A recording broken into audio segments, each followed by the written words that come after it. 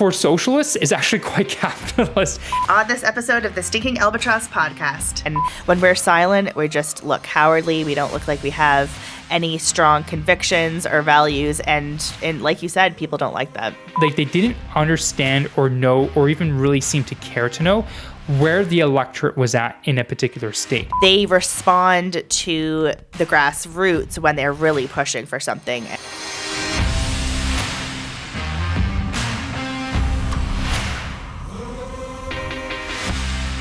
Today's episode is brought to you by LaRosse Media Incorporated. They make professional videos to fit any budget, so next time you need a commercial, promo, or corporate video, think LaRosse. Check them out at larossemedia.com. Hello and welcome to the Stinking Albatross Podcast. My name is Alissa Globe, and I'm here once again with my partner in crime, Scott Hayward. How's it going, Scott?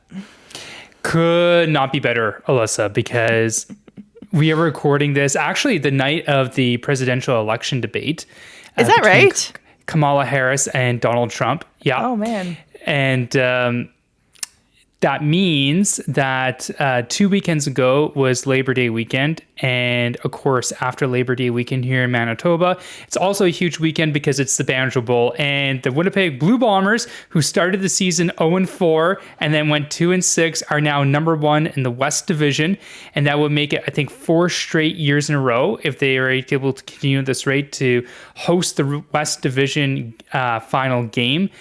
Which hasn't happened since the 70s and 80s with that version, the Edmonton Eskimos. So I'm in a real great mood because the very first of the 3 games that the Winnipeg Blue Bombers played the Saskatchewan Roughriders this year was at our family reunion, which is basically 50% of the family from Manitoba, 50% from Saskatchewan.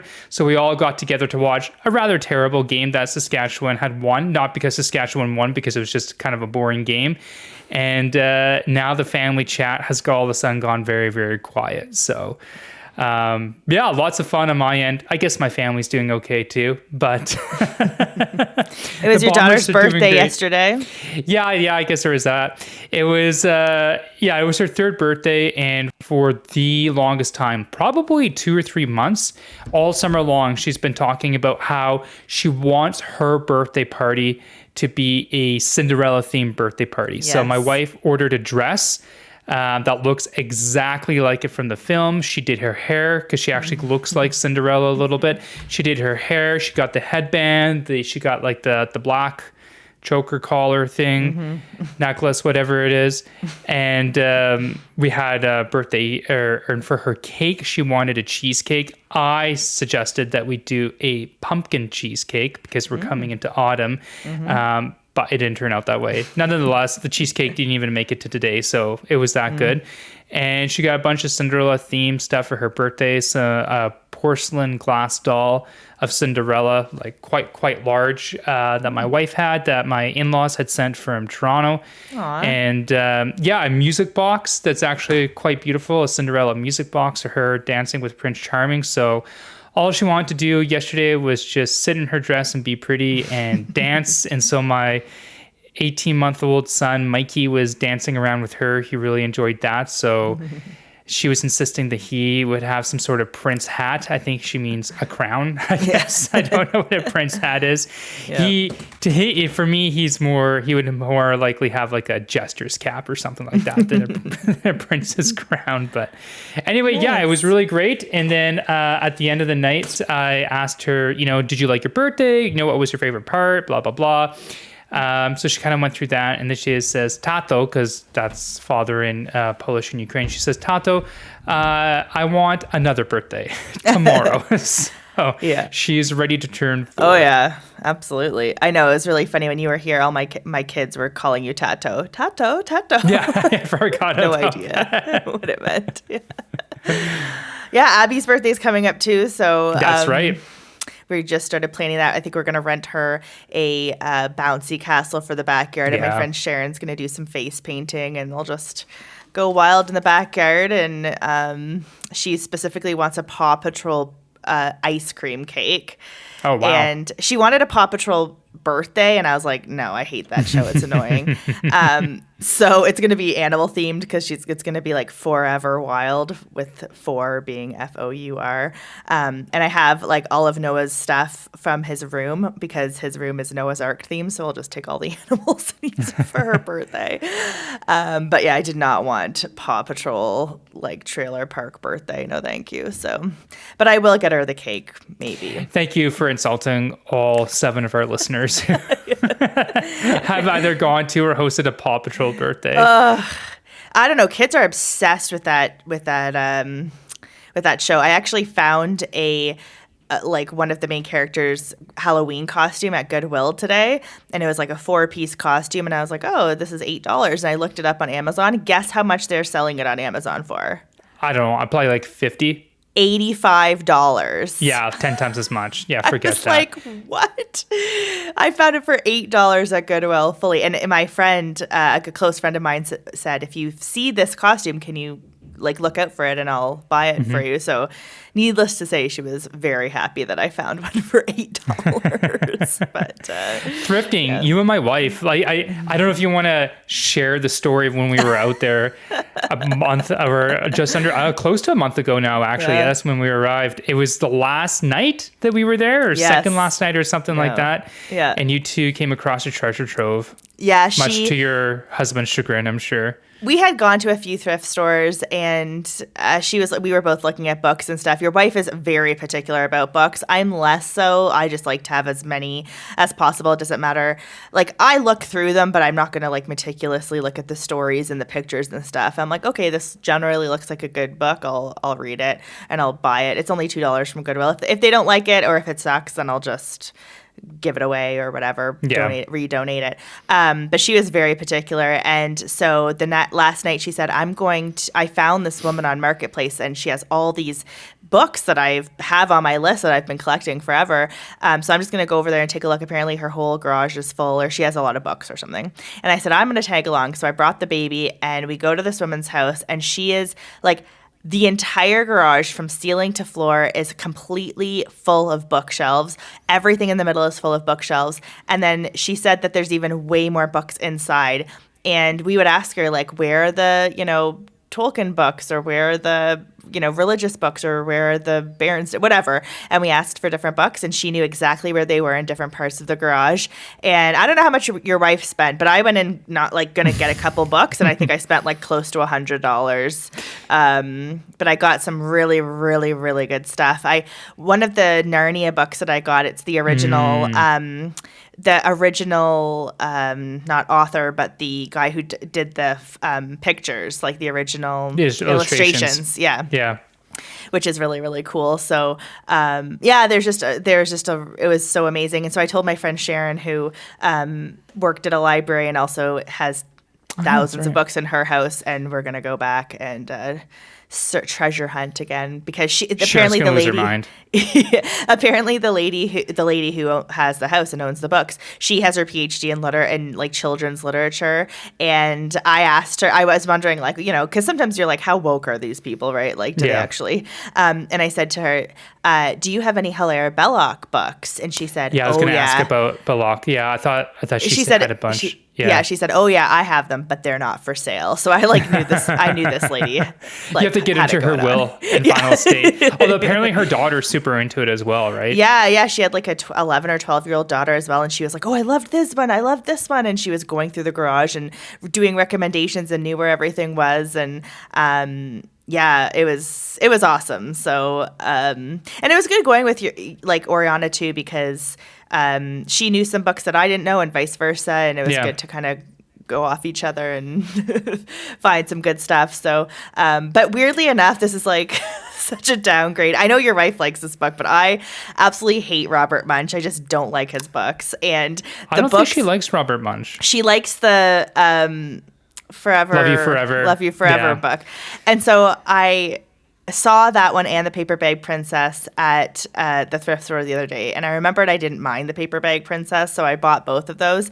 And Noah is obsessed with the Paper Bag Princess, and Abby's obsessed with Love You Forever book, so I read those regularly. And I hate Robert Munsch. I'm like, why did I do this? But I don't know. Yeah. They just Love You really Forever. resonate. If you haven't read Love You Forever in a while, I find it's kind of tough to get through the first time. It's so creepy, but it's also like very touching and emotional. So Yeah. it's a weird dichotomy for sure. It is a weird dichotomy that's happening there. Yeah. My wife is particular about books that come to her home, and to a certain extent, rightfully so. Although I understand what you say, your point of view too. Like, just get them in the house, then do your review of them, and then if they need to go, they go. I mean, at the end of the day, it works out to more or less the same thing. But no books are coming into our household, children's books at least, that don't have a Nihili Obstat from the Church of Oriana, from Bishop Oriana. Well, I mean, we could keep talking about children's literature, but I guess we should talk about other things too. So, why don't we get into it? Okay, so our first topic. Now, we were going to record this podcast last week, but I was getting ready, and then all of a sudden I hear screaming. My little baby is screaming, crying. My husband can't calm him down. I get him, he's screaming, crying. He has a fever. I'm just like, this is chaos. So I was still going to do it, but you kindly said let's postpone. So our topics are a little bit outdated, but still in the news today. But this was from last week. And so last Wednesday, it was announced that the BC Liberals were terminating their campaign for the October provincial BC election. What did I say? BC Liberals, it means right. the same thing. BC United, right. They changed their name to a soccer team, apparently. Yeah. So when asked, the main reason for this was to prevent a vote split, or so they say, and probably an embarrassing loss for the BC United Party as well. There had been talks apparently between the two leaders about merging the two parties, but Kevin Falcon wanted a non-competition framework, which would have protected incumbent BC United MLAs at the expense of the Conservative candidates, and John Redstadt was like, nope. So they never made an agreement, and so BC United folded. There are currently 93 ridings in BC, and the BC United has 23 elected MLAs. Yeah, it's a really interesting history, right? Because the history of politics provincially in British Columbia is just crazy, right? Alissa and I have spent, particularly you, Alissa, have spent a lot of time there with RightNow, more so on the federal scene than on the provincial scene, because the provincial scene was so dead. So for those who aren't used to BC provincial politics, just a quick history. For basically the founding of the province of the 1870s, when it came into Confederation, the Dominion of Canada, right up until the 1950s, it was kind of like a regular province, like a regular Anglosphere jurisdiction. It went between, the Liberals and Conservatives. And then finally, in the 1940s into the 1950s, the Liberals and Conservatives found that they had to kind of run similar campaigns or try not to run candidates against one another in specific ridings in order to not split the vote against what was then the CCF, the Commonwealth Cooperative Federation, which was one of the founding parties for the modern day NDP. So then after that, after the NDP then came into power, the Social Credit Party came into power after them. So then became between Social Credit and NDP up until in the early 90s, I believe the NDP got in. And then in 2001, the Liberals came in for the first time in basically 50 years under Gordon Campbell. But this iteration of the Liberals, while it was liberal in name, it was an amalgamation of federal Liberals and federal Conservatives, even though they just kept the name of the Liberal Party of BC. And so it was known locally in British Columbia as the Free Enterprise Coalition, right? Those that don't believe in socialism, which does include Liberals and Conservatives to a certain extent. But, these two might not agree on social issues, but they agree on economic issues. And so that was the coalition. So you had social conservatives, you had social liberals, but generally you had more or less kind of fiscal conservatives, free market, liberals, whatever you want to call it. But going into or coming out of Christy Clark's leadership, that's shortly thereafter for that leadership race. Shortly before that leadership race, we founded RightNow, right, in January of 2016. And then basically 2 years later, you have the leadership race for the Liberal Party of British Columbia. We were involved in that. We had at least one, to begin with, pro-life candidate in that race. And that's when you started to see the fissures starting to happen, right? That's when social conservatives within that coalition started really feeling not that welcomed. So naturally, they didn't have a social conservative that was elected.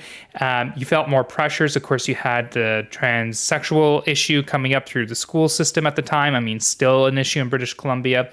And you had the implementation of assisted suicide by the federal government. So the province have to deal with some of that administration. And then for those that aren't familiar, you had the Delta hospice issue, where the NDP government was forcing a Christian hospice, to kill their hospice patients through assisted suicide. And they said, no, we don't want to do this. And so they took the land and the property away, basically confiscated it. And then there was a bunch of, pro-assisted suicide people that joined the Delta Hospice Society and to try to take it over. And we, right now, we're part of that campaign. We got a bunch of people from across British Columbia, and I believe from across Canada, because you don't have to be a resident of British Columbia to be a member of that hospice organization, and they took it back. But this was all in the background, and in some cases in the foreground, also within the BC Liberals and within that coalition. So they don't win the next election. There is an NDP majority that was elected. And so then there was a new leadership race within the BC Liberals. And in that leadership race, I don't know if we can call him a friend, but we know him, Aaron Gunn, had wanted to run for the BC Liberals. And their version of their basically provincial council, their executive council, said, we're scared that you're actually going to win this leadership race and you're way too conservative for us. So we're just randomly just not going to allow you to run. We don't have a reason. You didn't break any rules. You don't necessarily hold positions that would be outside of the mainstream, but we just think you're too conservative for us. You can't run. And I believe, Alissa, maybe you have a different take on this, but I believe that was basically the beginning of the end. I'm not saying that Aaron Gunn had caused all this himself, though I'm sure he's not losing any sleep that the BC United have basically imploded in and of itself. But that's more or less what's happened. So then Kevin Falcon became leader. And ever since they did the name change in the early part of 2023, about a month and a half ago. And ever since then, John Rodstad left the BC Liberal caucus because he held a slightly different position on climate change and all this sort of stuff. Well, he was removed. He was removed. You had a few others leave and join him over time. Probably one of the biggest stories to me, though, was Laurie Thronis during the, I think, 2020 provincial election campaign, where Andrew Wilkinson kicked him out of the party because... Was it over the abortion issue? I can't quite recall, but just social conservatism in general, for sure. And ever since then, I guess what I'm trying to say is that the lesson is that when, maybe not in name, but in what's supposed to be in practice, right-wing, center-right, small c conservative parties, which was the BC Liberals, under Gordon Campbell in 2001, going all the way until, the very recent present, but the recent past, when you kick out social conservatives who hold reasonable, popular policies, especially in a province like British Columbia, that it's a province of over 5 million people. There's all kinds of people from around the world because it's kind of the edge of North America. The Port of Vancouver is the closest port in the Western Hemisphere to Asia, so it's quite a cool place if you have never been. And you have all these different types of cultures coming in, but a lot of these cultures are social conservative cultures. A lot of people in British Columbia who have immigrated there are from East Asia, Japanese, Chinese, both Hong Kong and mainland, Filipino, different types of people from different types of parts of India. A lot of these people are social conservatives, and you can't really be competitive as a center-right, right-wing party, which the BC Liberals were for the last 2-ish decades, without having that voice and not just giving them a voice, but actually allowing them to present these things in a political party. And so, of course, John Rodstad's going to say, no, I'm not going to guarantee the former caucus that was more than happy to get rid of me and the people that then left and joined me in the BC Conservatives to guarantee them spots. Now, they have given a few different candidacies to a few of them, but not that many so far. So it's a fascinating story. And I think it is a warning sign to all small c right-wing, center-right political parties across Canada that if you do this, if you kick out social conservatives, you're going to cause a vote split, and eventually they're going to take over. They'll start their own thing, and then they will take over. Although, and we could probably get into this, just because John Rodstad left and you now have the BC Conservatives and BC United aren't running basically a campaign, it doesn't mean everything's all perfect within BC Conservatives either. Yeah. There's a really good article in the National Post about how, this is a quote from the author, the mythical blend of fiscal conservatism and social liberalism has firmly and finally gone out of style, which he calls compromise politics, which is basically what we've been saying since 2016. Don't do this. This is not going to be good for you. You need to be an actual conservative in all policies, economic, social, environmental, etc. You can't just be a fiscal conservative and a social liberal. It never is going to work. Aaron O'Toole was a perfect example of that. They said, the author said that parental rights and opposing cultural socialism have grown popular, which the BC Conservatives used to their advantage.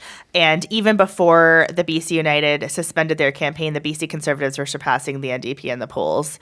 This is like you said, this is a good warning sign to the other conservative parties not to embrace this sort of Harper, Poilievre, O'Toole style of politics. Like, you have to have some cultural issues, some social conservative issues in your platform, because let's face it, the other side does, and they're pushing and pushing and pushing. And when we're silent, we just look cowardly. We don't look like we have any strong convictions or values. And like you said, people don't like that.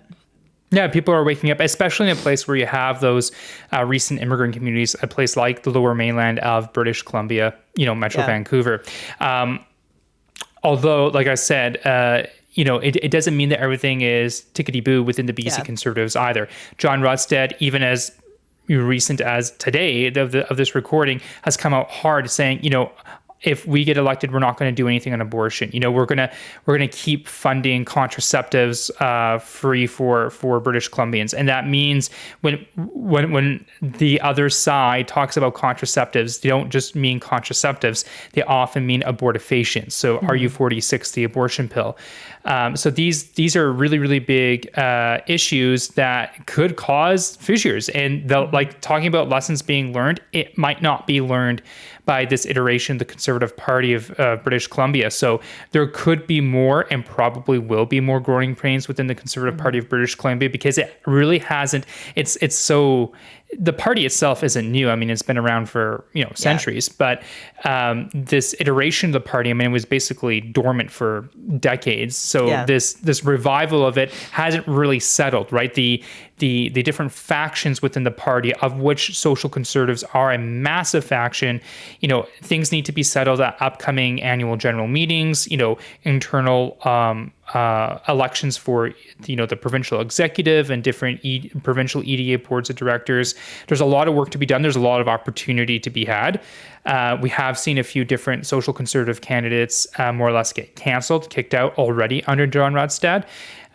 So this is something that the lesson is going to have to be continued to be learned. But hopefully, seeing what happened to the BC United and the BC Conservatives now being on the cusp of winning an election, because even though they're leading in some of the polls, they're not necessarily leading in all the right areas to win a majority of seats, although they are getting closer. So hopefully, come October, because I think the election is more or less a month from now, a month and a bit, and these issues come up, like the issues of abortion and whether or not you should be funding abortifacients all the way as taxpayers.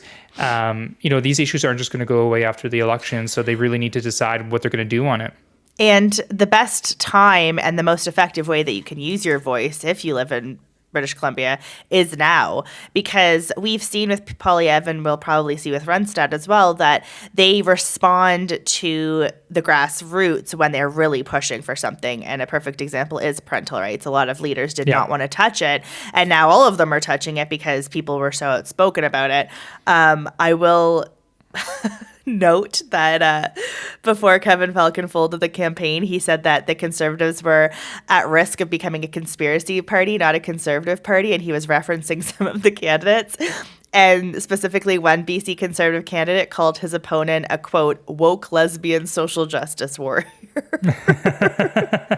which I found amusing, to say the least.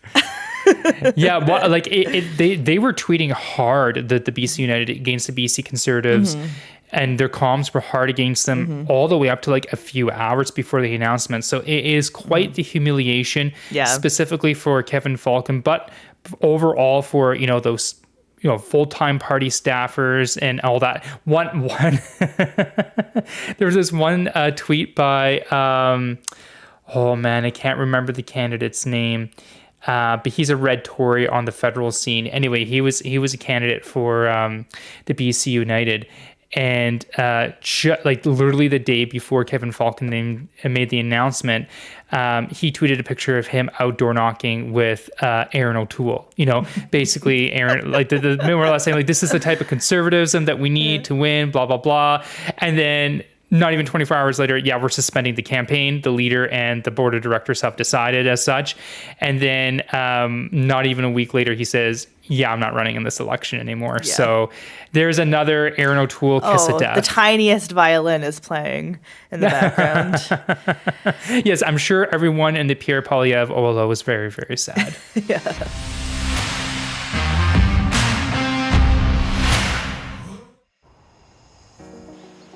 We live in a world that grows through communication. Every connection comes from a dream to be heard and realized. To welcome a better future. What are your dreams? LaRosse Media will help communicate your vision through our professional video production services and marketing strategies. I really hope that you choose LaRosse Media for any film projects that you have. It's been great working with LaRosse Media. They're always very professional. They always meet their deadlines. They go above and beyond for their clients. Absolutely give them a try. It will definitely be worth it for you and your workplace and your future projects. I will definitely use LaRosse Media again. Guaranteed, you will be satisfied with their service and their overall commitment to excellence. Start building connections to your future audience. Visit larossemedia.com. And be sure to check out our extended service options. Dream, produce, market, succeed with LaRosse Media Incorporated. Serving Canada from coast to coast to coast.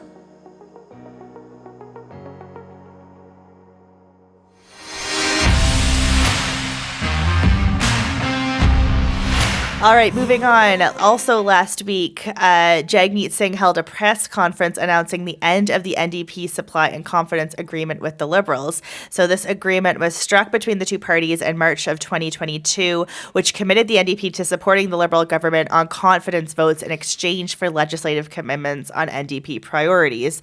The deal, which ensured the survival of the minority Liberal government, was the first such formal agreement between two parties at the federal level.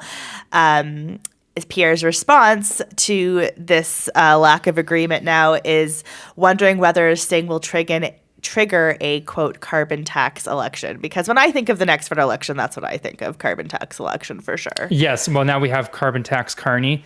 Great. Helping out the Liberals, and yes, the campus conservative alliterations continue to come off into the press at a warping speed. It is interesting. So I went back to I remember when the CASA agreement, so confidence and supply agreement, first came in. It was around the time of the Emergencies Act, or shortly thereafter.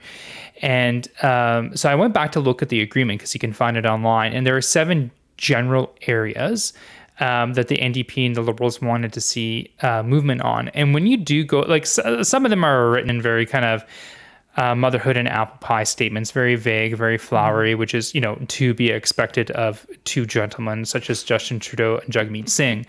But there were some hard specifics. And when it comes to dental care, which was like the big one in there, some childcare agreements, and some, actually, to be fair, like some cool ideas about making it easier for elections day. So, for example, some of the proposals for amending the Elections Canada Act, or Canada Elections Act, I think, would be making elections day 3 days instead of just one. Making it so that during the on those 3 elections days, including having more advanced poll times. Which, by the way, so just in case everyone should know this. As soon as a writ is issued, which means that when a writ is issued, it's just a handwritten note, more or less, not handwritten, but it's signed by the Governor General for a federal riding or the Lieutenant Governor for a provincial riding. It's called the issuance of the writs, because they sign and it's written to say, okay, the seat is now vacant and the election will be on this day. So when the writs are issued for your riding, whether it's most provinces, so whether it's a provincial riding or a federal riding, whether it's a general election or a by-election, the very first day that the writ is issued, you can go and vote at the returning officer's office. So, Elections Canada will basically have a headquarters, like a physical headquarters, more or less, in every riding. Some ridings are large and expansive; they'll have more than one, and you don't have to wait for election day. You can just go and vote. Right? That's been the law for a number of years now. But anyway, so a couple of the proposals I thought were cool, like having a 3-day election day. And in those 3 days, you don't have to vote in your poll, which is your teeny tiny, 1/200th part of your riding. You can vote in any polling station throughout the riding. So I thought there was some kind of cool things in there. But anyway, when you go through the list, they actually did, to the Liberals' credit, they actually did accomplish probably well over 2/3 of the things that at least the 2/3 of the things that were specific in that agreement. So in some ways, like, okay, yeah, you're not supporting the Liberals anymore. That it's not news. Like, it actually is news. It is significant. Mm-hmm. But at the same time, I'm kind of like, well, they did keep the Liberals, that is, their end of the bargain for the most part. So to me, it's kind of toothless. One thing that I think a lot of people don't know is that the NDP generally in the past, so political parties have like headquarters, right? And they're basically all in Ottawa except for the Bloc Québécois, surprise. But most political parties, federally registered political parties, they rent their office space. They don't actually own the physical building and the land, except for the NDP. They actually owned this called the Jack Layton building. It is on Bank and Queen, I believe, in downtown Ottawa. So they actually own this building. They have their headquarters there, and then they rent for socialists, is actually quite capitalist. They rent out the rest of the space. So that's partly what they make money. But in order to actually spend, $25 million on a national general federal election campaign, they will oftentimes remortgage that building and then take the money from the mortgage, spend it on their election campaign. And as each party will get a certain amount of money back from the federal crown, depending on how many votes they earned in an election campaign, to help offset expenses, because there's a spending cap, right? It's not like the United States where you can spend as much as you want. Like, there is a hard cap for each party in each riding. Not that the Conservatives and the Liberals have different amounts in the same riding. All parties have the same limit in that riding, and then for their general campaign as well. So the NDP can't keep remortgaging their building every 2 years. They could probably do it about once every 4 years. So even though the agreement's gone, A, the agreement was mostly adhered to and mostly accomplished by the Liberals, and B, the NDP can't afford probably this year in 2023 to remortgage that building. They'll probably have to wait until next year.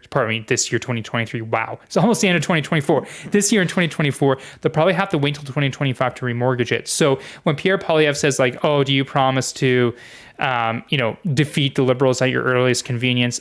I could totally see as to why the NDP wouldn't. I'm not saying that they shouldn't, and that we shouldn't have an election campaign earlier. Though I'm not saying we necessarily should either, per se. But what I would say is, like, I don't think this changes the timeline from October 2025 for the next federal election campaign. Okay, so my question is, if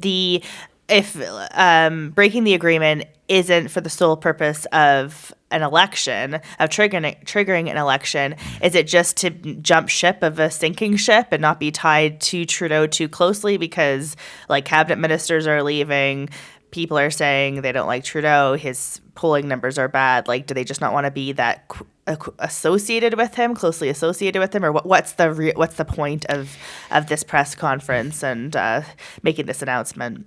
Well, one would think, like in the press conference and since the press conference, Jagmeet Singh and the NDP have been very coy as to, why rip up this agreement now? Why not earlier? Or, why rip it up at all? Why not go right into in June 2025 when it was set to expire and then into the election, in that autumn a few months later? And he hasn't really given a response. He just says that basically Justin Trudeau bad, right? Yeah. Kind of sounds a lot like Pierre Poilievre, although Pierre Poilievre actually will have substantive policy difference on different files between him and Justin Trudeau. Just on everything except for social issues. Mm-hmm. So anyway, I would say so because the NDP really haven't picked up where the Liberals left off. Like the Liberals, they can't quite break that 30% in the polls. Some polls have them as low as, 23%. Some polls have them as high as 27, 28. They're probably around that 25% mark, which is not good for them. It's certainly not as low as they have gotten in the past. That was under Michael Ignatieff in 2011. They got less than 20% and fewer than 40 seats. I don't think we're going to see that happen in a year and a bit from now. So yeah, Alissa, you're probably right. It's probably to distance themselves from the Liberals. However, I don't really know how they plan to accomplish that unless you have some really substantive policy point differentials that you want to put forward well in advance of the election campaign to have that narrative out there. Mm-hmm. Or you did this, a year earlier to have more runway to do that. Because even if they did it a year earlier, I mean, the likelihood for the reasons I mentioned that the NDP were going to vote against the Liberals in a confidence vote was very, very slim to nil. And the thing is that the NDP don't even have to vote against the Liberals or for them. They just could not show up to the House of Commons. If the NDP had even like half their caucus not show up to the House of Commons and every other single member of Parliament who wasn't a Liberal member of Parliament voted against the Liberals would still survive the confidence vote because they have that many seats in the House of Commons. They're only about 10 or so seats shy of winning a majority in 2021. Had that election campaign gone for like another week and a half, they probably would have sneaked out another majority. All right, well, we'll keep an eye on that and see what happens. But nothing really exciting happens with the NDP, but I guess there's something. I honestly thought, like, when I saw the tweet go out that they were going to make an announcement that afternoon around 11 a.m. Eastern time, that at 1 p.m. Eastern they're going to make an announcement. And it was either that the agreement was going to be done, or I thought, like, is Jagmeet Singh announcing that he's not going to run again as leader? Because, the NDP, like I said, the Liberals have been kind of between mid to high 20s, probably mid 20s more than high 20s. The NDP really haven't shot up in any polls on a consistent basis. They've kind of hung around like maybe 21, 22% at most. I think I saw one with them at 23, but they've mostly been around, 17, 18, 19%, which is what they got in the last election campaign. So this will be the second election campaign that Jagmeet Singh has run as a leader. Or no, he was already leader for 2019, wasn't he? So this will be the third. This would be the third campaign where he ran as leader, and really not much of a difference, probably, right? So I kind of thought like, oh, is he going to resign? But then I remembered that he needs his pension, right? Because he only got elected in a by-election in February 2019. So members of Parliament, in order to get their pension, have to sit 6 years. Doesn't have to be consecutive, but they have to sit 6 years in the House of Commons, which covers at least 2 election campaigns, right? Because every 5 years there has to be an election campaign. And if the House falls now, before February 2025, he's not going to get his pension. Oh, well then, there you go. There's no way that's happening. Follow the money. I wonder if there's been any MP who was like a month short of getting their pension, like lost the election like a month before their 6 years or something. So the first Liberal election was October 19th, 2015 that they won. And then it was September 21st, 2021, I believe, was 2 elections later, right? Because you had the one in 2019. So that was the one that Aaron O'Toole ran as leader of the Conservatives. So you had situations where you had Liberal members of Parliament be about a month shy, right? September 21 to October 19. They had to make it to October 19, 2021 to get the pension. They didn't swear in the new cabinet until after October of that year. And so for the sitting cabinet ministers that lost their seats in the House of Commons in that election, of which there was like 5, I think I could be wrong on this. I think a lot of them, because you are a minister of the Crown until the new minister gets sworn in. Right. Oh, okay. So I think even though they lost their seats, I think they get to keep at least a portion of their pension. But I believe the backbenchers that were not ministers of the Crown, I think lost it on election day. Yeah. So you would have a few of those Liberals that would have been just shy.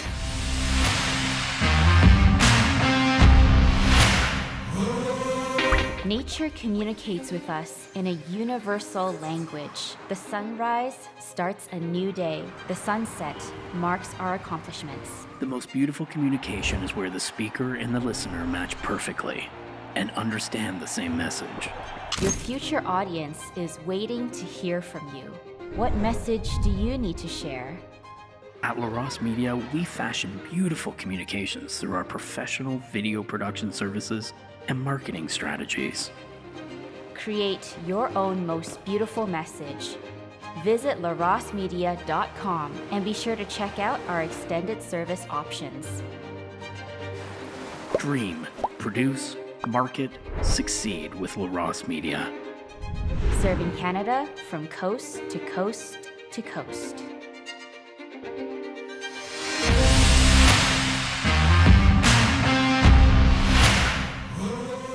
Moving on to our last topic. We did talk a little bit about this a few podcasts ago with Jonathan Van Maren, but there are some updates, and that is moseying on over to the south of the border to the United States, where Trump is again causing a ruckus with social conservatives in more ways than one, as people are calling it a betrayal of the pro-life movement, and it's igniting a fierce debate on the right whether or not pro-life social conservatives should vote for the Trump-Vance campaign or should vote somewhere else or just not vote at all. And there's been a lot of different key players in the pro-life movement talking about this. And Jonathan Van Maren has written about this. And his main point, and I tend to agree with him, is that silence would be suicidal for the pro-life movement. He writes that in many key states, both the Republicans and Democrats are neck and neck, and Trump needs the support of social conservatives and needs to be reminded of that, which is very true. Like, if you're just going to sit back and say we need to win this election, it doesn't matter what he says. Look, he's already overturned Roe v. Wade. That's good enough for me. If they don't make their voices heard this election and Trump wins, and that's basically a nail in the coffin for the pro-life movement, and they're going to be so put back. They're going to be similar to where we are right now, where we're like clawing to try and get because they have pro-life policies. They have, like we have talked about in previous podcasts, they have taken them away from the Republican platform, just leaving like a late-term abortion ban or something in there. Then including pro-abortion policies like IVF, right? Yeah. So one of them, sorry to interrupt, Alyssa, but I'm really passionate about this topic. One of them being is not only in support of IVF, but also in support of funding it with taxpayer money and forcing private companies to cover IVF treatments, for example, like Catholic insurance companies, health insurance companies. So it's not only taking away pre-existing pro-life platforms that existed in the 2016 election platform, which Republicans just used again in 2020, which was the first time ever, which was fine with me because I thought it was a great platform. But it's also now including aggressive pro-abortion policies, which not even the Conservative Party of Canada has. Yeah, that's true. So one of the major things that triggered this kind of reigniting of the debate was Amendment 4 in Florida. So that would enshrine abortion until birth into the Florida Constitution. And when Trump was asked about this by an NBC reporter, he responded that a 6-week ban is too short and that he will vote to leave to have more than 6-week ban.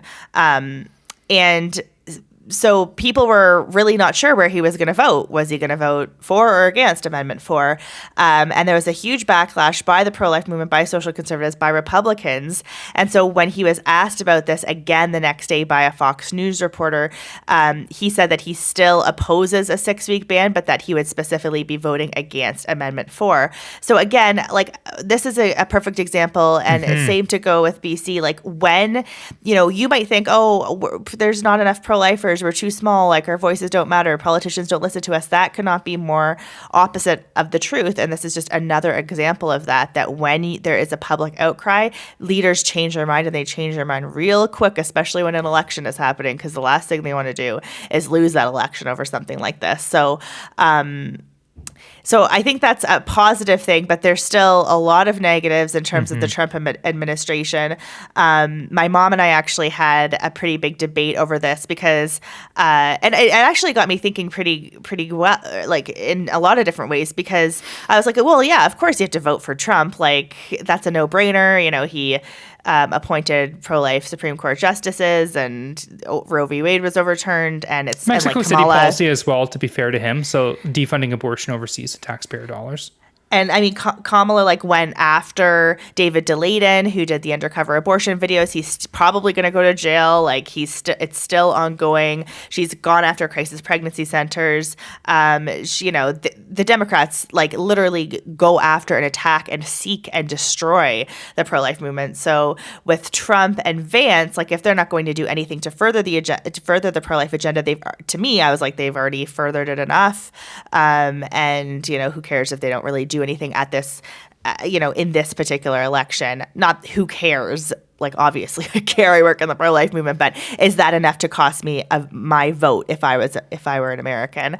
But the more that I kind of read about it, the more I listen to the leaders, I've changed my opinion on this, because I do think all the things that I stated were true, but I also think that it's just not a matter of, he's done enough. He's actively peeling away and kind of degrading and eroding the pro-life movement, and that is not something that I can accept. Yeah, it's interesting because when Roe v. Wade came down, and if you listen to our previous podcast, you know that me in particular have been quite critical of the American political pro-life movement, and I continue to be so, because now they're in a terrible crap storm, worse than I would say than we are here in Canada. At least we know where we are, and we have a game plan going forward, which obviously I'm not going to talk about on this podcast, because we don't need our pro-abortion opponents both inside and outside. They have not made parties. It this far into the podcast, let's be honest. Yeah, exactly. Well, our 7 listeners maybe, but it is interesting because if Donald Trump and JD Vance said, we're not going to do anything more than we've already done for pro-lifers, but at the same time, we're not going to do anything pro-abortion, and anything pro-life that comes up through, the states, where that's up to the states and we're not going to touch, fine. I think that'd be good enough to keep my vote. Frankly, I think that'd be more than good enough to keep my vote, because I think votes should be cast as much as for promises made to advance the agenda, and there is more work to be done at the federal level in the United States on that issue. Also, I do believe that votes should also be used as reward chips, right? You did a good job on those things that we mentioned, the appointments of the justices to the Supreme Court in the United States, and the Dobbs decision in June of 2022 that overturned Roe v. Wade, and the Mexico City policy of not funding abortions overseas, and things of this nature. But like you said, and like we said, it's gone beyond that, right? And on some issues like the IVF stuff, you're worse than the Democrats. You're literally worse than the Kamala Harris, Tim Walz ticket on IVF, which is insane to think of.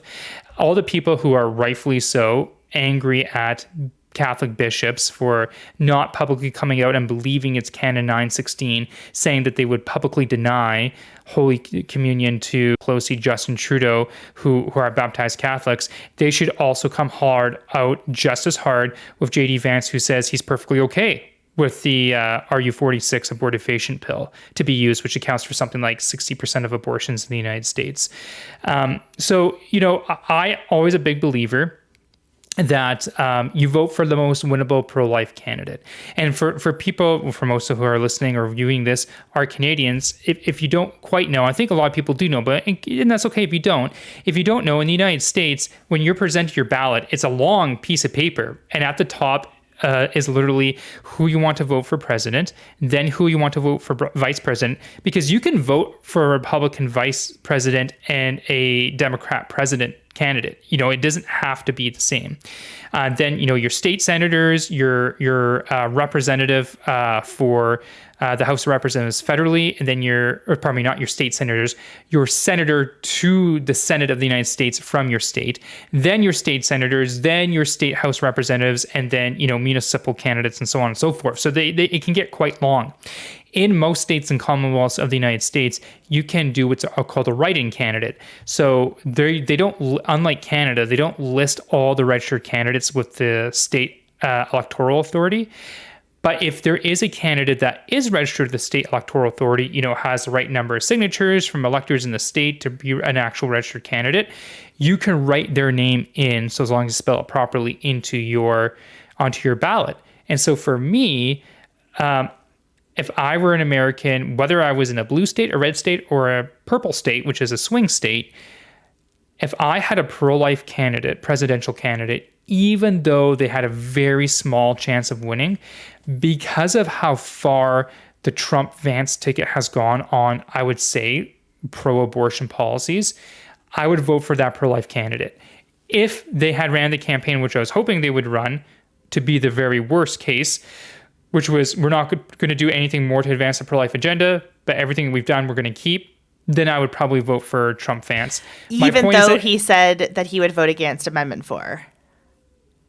That's not an actual policy, though. Plus, there's no way for me to verify that, right? It's in the privacy of an electoral booth. He could vote for Amendment 4, and we would never know the difference, right? I mean, this man does have a history of not necessarily telling the truth all the time, which is not atypical of politicians. But at the end of the day, I know it's a vote, but I think it would be easier to say you're voting against it and vote for it than to vote for it and say you're voting against it. Do you know what I mean? So to say that you're voting against it, I think holds more weight than actually literally voting against it, if that makes any sense. I mean, sure, fine. But it's not a policy, right? I'm not voting for, I'm not an American, but if I were an American, I'm not voting for a president to go and cast a private ballot, one out of several millions in the state of Florida. I'm voting for a president to not promote pro-abortion policies at the very least, which he is not promising to not do. He's promising the exact opposite.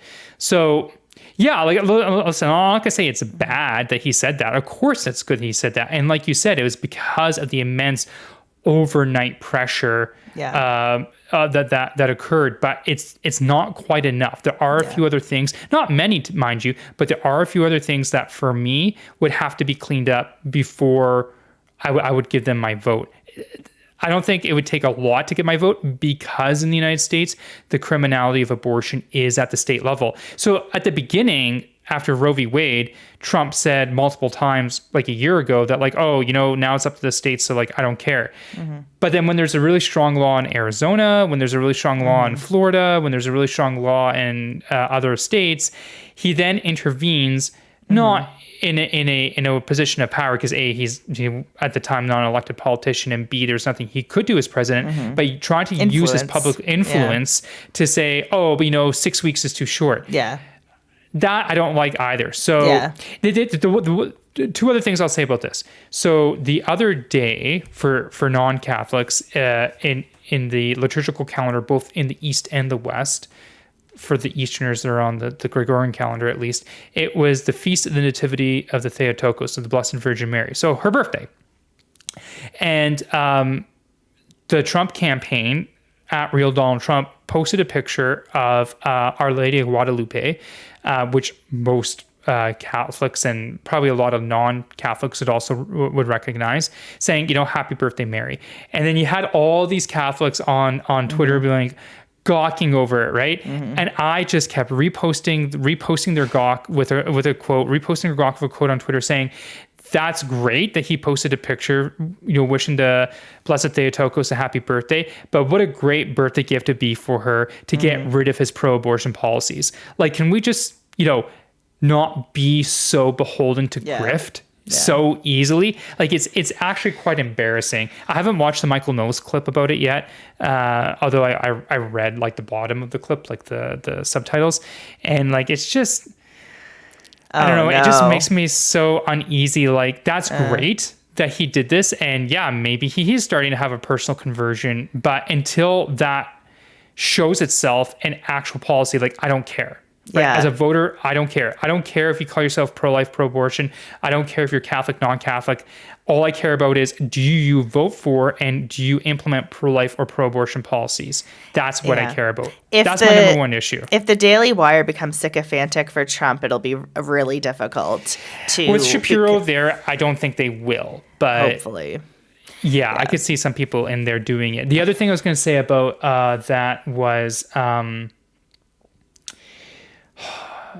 it wasn't the sycophancy. It was the sycophancy about the post of Our Lady of Guadalupe. But the other thing that really bothers me about observing the American election, particularly online, is how people are like, well, this is the most important election of all time. Like, there's never been a more important election. And they talk about as if like there's not going to be another election in 2028. They talk about like, oh, they're going to incarcerate and put into prison all the pro-lifers in the United States. Really? Like, there's like 100 million pro-lifers in the United States out of a country of 350 million. Like, you're going to incarcerate 100 million. Like let's talk reasonably and let's be smart. I mean, this is the whole reason why we started Right Now. Be politically smart, right?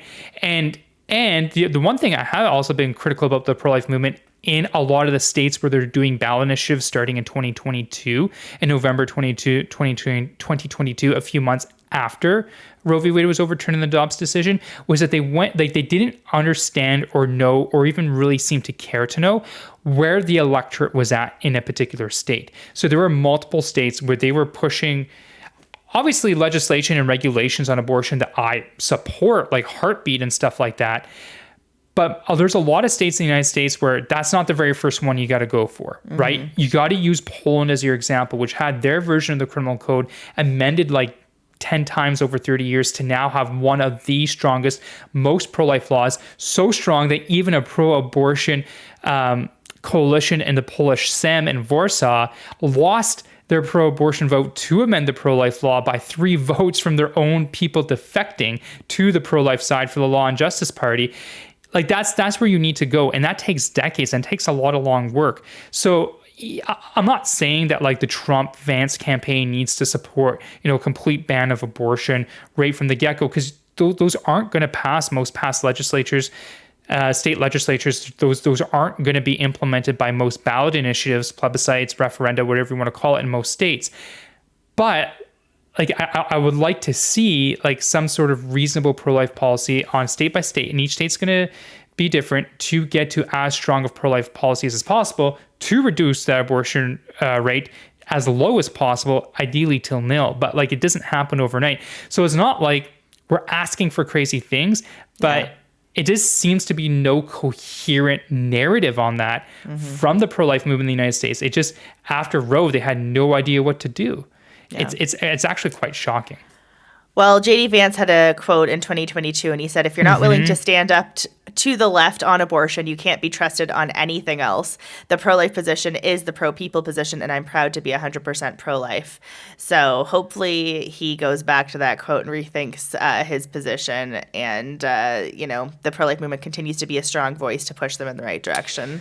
What would you do, Alissa, if you were... Sorry, I interrupted you. I still think that I would vote for Trump at this point, just because, I don't think what he's done necessarily is radical enough for me not to vote for him, especially because it is going to be close. If it wasn't going to be close, I would rethink that. I mean, he even said not close both ways.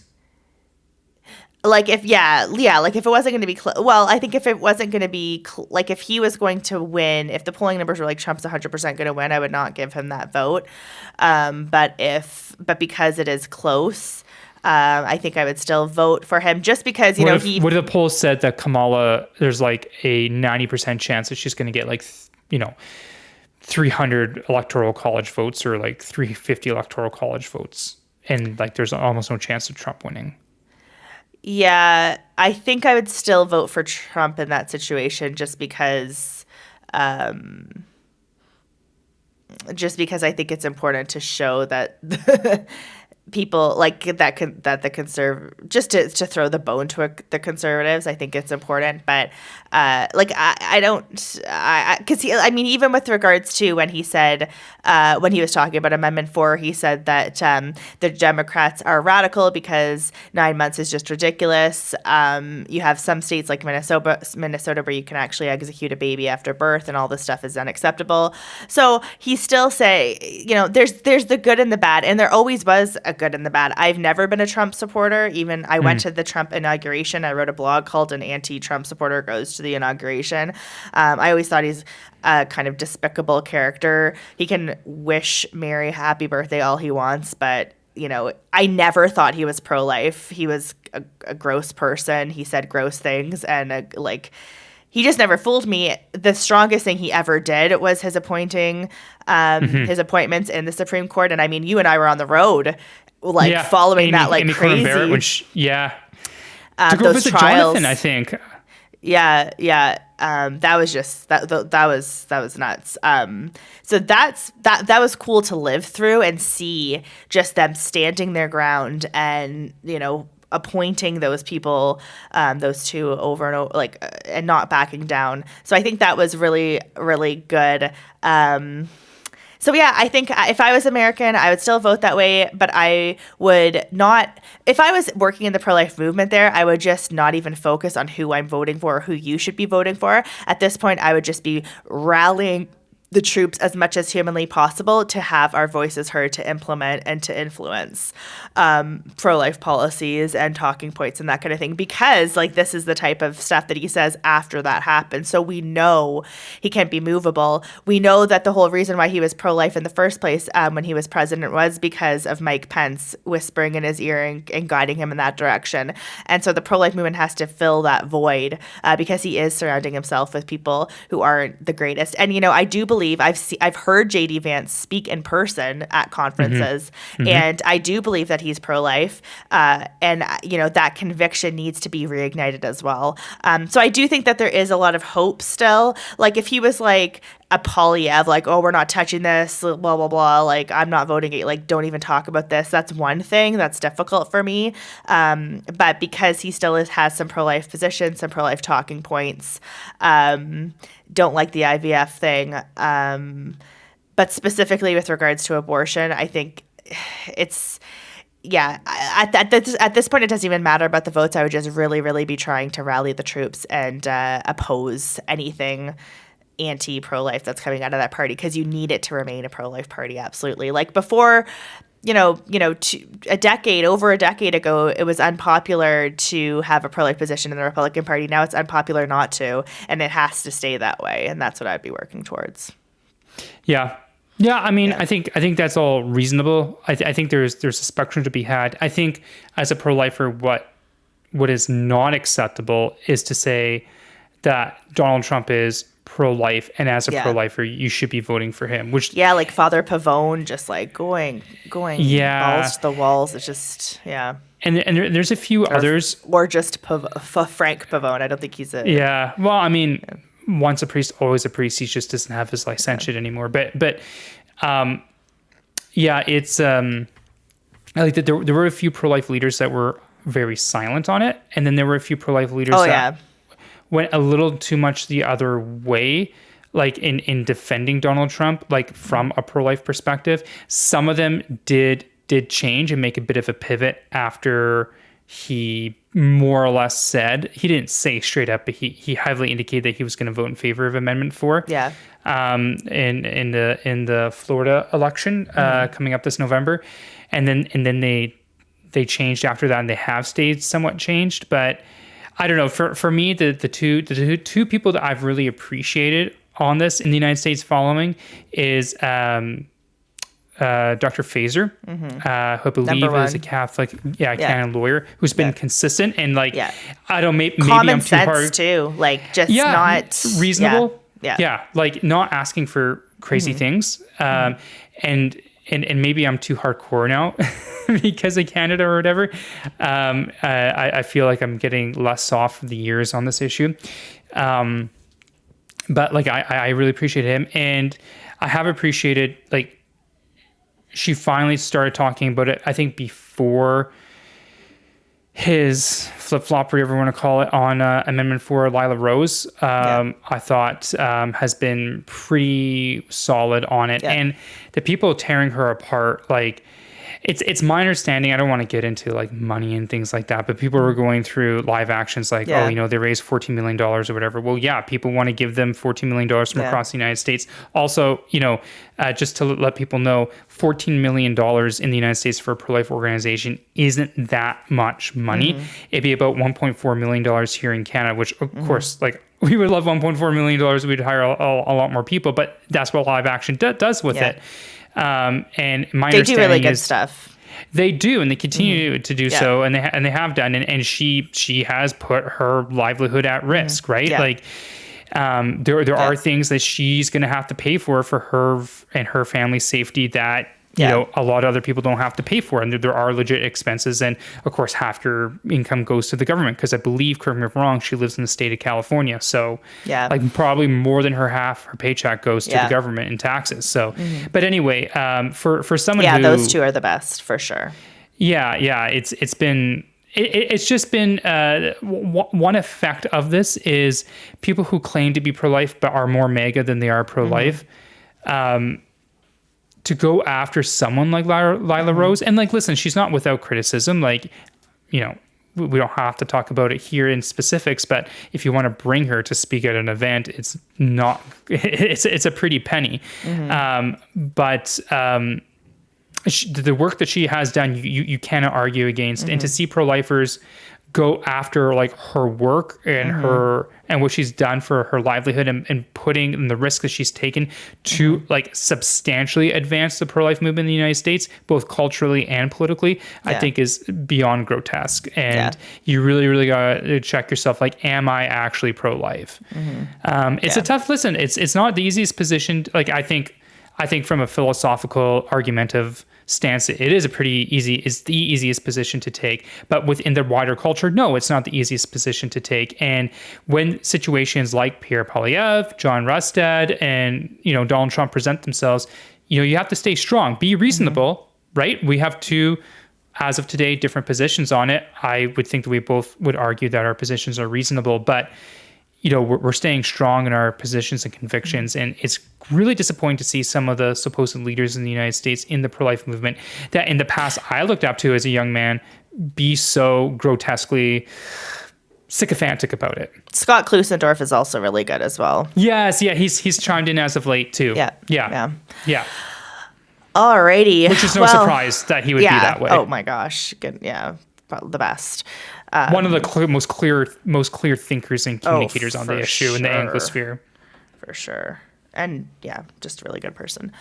It's going to be intense in the States. I had no idea that the debate was tonight. That should be interesting with the clips for tomorrow. I'm sure they'll be on social media. They're cutting off mics after they're done talking. Which maybe producer Dave should do for me. Do you ever watch John Boy Media on YouTube, the guy that does lip reading for professional sports? Yes. Is a joke or? No, like oh. he actually reads lips. Oh, no. And so like they'll have like B-roll footage of like hockey players chirping each other or like football players with their helmets off, and he'll actually read the lips of what they're saying, and that's funny. absolutely hilarious. So you could do John Boy should definitely shout out to John Boy. He should do if the mics are cut off and we want to see what Kamala or Trump are saying, he should do a video for that. There was like a really funny YouTube channel. I'm trying to think of what it was, but they would lip read they would voice over the reactions of sports, different players in different leagues. And it was really funny because they would do the words that it seemed like their mouth was saying, but it wasn't, obviously. Do you know what I'm talking about? Yeah. No, I think I know, because John Boy actually does say what they're saying. Yeah, that's what I thought you meant, but it's... The hockey ones are amazing because the chirps are crazy. Yeah. Hockey is not a topic in our household right now because we can't. It's been a sad time in our house and Johnny in Gaudreau. Calgary. Yeah, it just gets sadder and sadder every day. So yeah, that's horrific. At the Requiem yesterday, his wife announced that she's pregnant with their third. Yeah. And I mean, like the second, their youngest baby, Earthside, is 7 months old, and Noah or Jack is almost 6 months. So I just have a keen, like, it just is so awful in so many ways. And even his brother's wife is expecting in December. And like, you can't get a worse story. I don't think the story could possibly be any worse. Like every single thing that's bad that could possibly happen to you has happened to this family. And did you see the clip of the drunk driver that hit them? And his reaction, like, that makes it so much worse. Like, if you had a guy that, I mean, yeah, you shouldn't be drunk driving. Obviously, that's illegal. But if you had a guy that was extraordinarily remorseful, like, it's tough. Like, a little bit goes out to you. Like, no one wants to do that, right? It's a stupid decision. Yeah, you should be punished accordingly to the law for making that free decision to drive under the influence and putting people so much in harm that you kill them. But at least if you were remorseful about that, like, there's some sort of solace in that. But this guy was just like, what do you mean I'm going to be here till like next Thursday or whatever? Like, he was inconvenienced that he had to stay imprisoned or until bail or whatever the case might be because he killed 2 people. Yeah. It's hard to know what's going on in that guy's head. Like, I also wonder how it seemed more like an aggressive driving than a drunk driving, like, because he said he had 8 or 9 beers. So, and he was a big guy. So I'm like, he couldn't have been that intoxicated. Not trying to justify it or anything, but just probably the beer mixed with just an aggressive way of driving because he tried to pass traffic on the side of the road, right? So yeah, it was he was trying to pass the car in front of him. Yeah. So he went out. I believe it was a single lane highway, right? So one lane both ways. And he was trying to pass the car in front of him to go ahead. He couldn't pass, but then the car in front of him went a little bit into the other lane because the car in front of him was trying to avoid the Gaudreau brothers. So then he went to the right where there is no lane on the shoulder, sped ahead, and then I think just hit them dead on, literally dead on. Yeah, it's horrific, and I can't even imagine what that family's going through. They're tight knit, but to be 31 and a widow and pregnant with your 3rd child is just horrific. So, yeah. I like get emotional thinking about it. It's so awful. But I remember the night before it happened, I was on Twitter and it was just rumors and it was trending on Twitter. And I was like, why would people be saying this? And I remember reading one tweet and somebody said, my brother is like an RCMP, or not RCMP, but like a police officer there. And he is confirming. So I was like, oh, this isn't good. And then we went to bed, and then in the morning it was all over everywhere.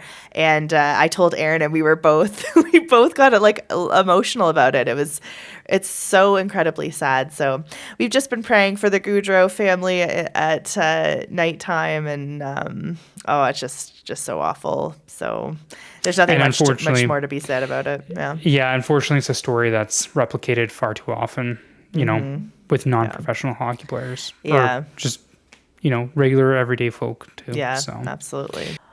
Well, on that cheery note, thank you for listening to this podcast. Hopefully we'll be more uplifting next time. And there's a few elections coming up. We have British Columbia. We have New Brunswick. We'll obviously keep you posted on what's happening federally. Don't forget House of Saskatchewan. Commons- oops, what am I, Trudeau? The Gap. Everyone forgets. Well, when your football team sucks that bad, everyone tends to forget. I don't care. Football team.